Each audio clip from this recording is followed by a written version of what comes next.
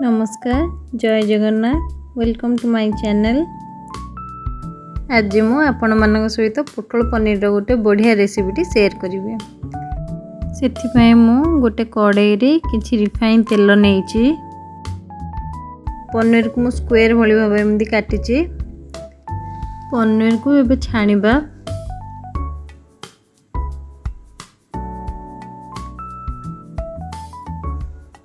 हल्का golden brown colour ये गले पनीर को बाहर कर दबा। बेसी समय पे पनीर को छाड़ी मानी।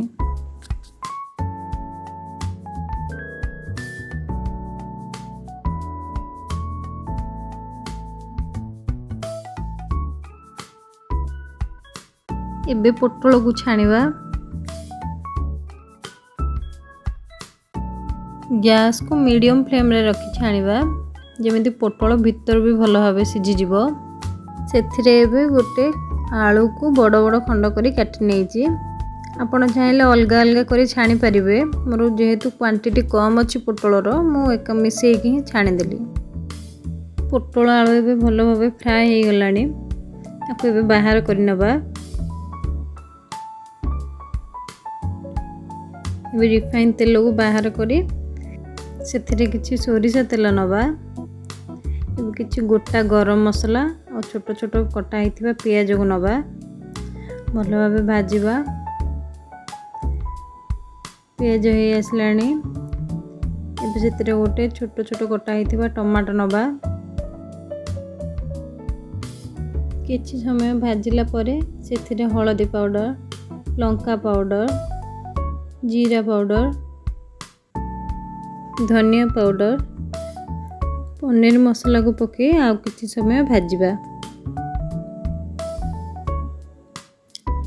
एबे मु एठी 3 चामच अदा रसुन रो पेस्ट नेइछि।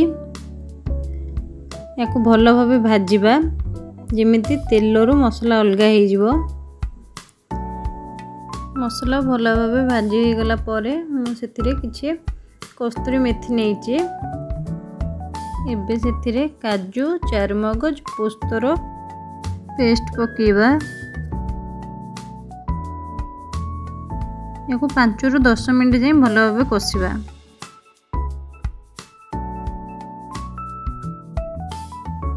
मसला कसिबा टाइम रे अल्प अल्प पानी दे दे कसिबा जेमिति मसलाटी तळे न लागिवो। मसला बे हे गलानी। एबे छाणी की रखी थिबा आलू पोटल को पकेबा। याको 2 रु 3 मिनिट जाई टिके भाजिबा। एबे सेथिरे गरम पानी दबा। पानी किछि समय फुटिला परे सेथिरे लूण पकाई ताको कवर करी सिझिबा को किछि समय छाडी दबा।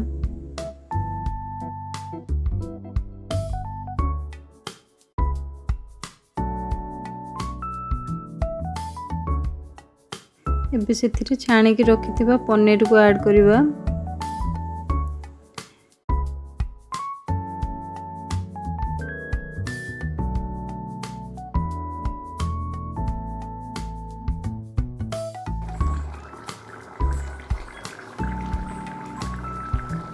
शेषरे गरम मसला किछि धनिया पत्र को पकेबा।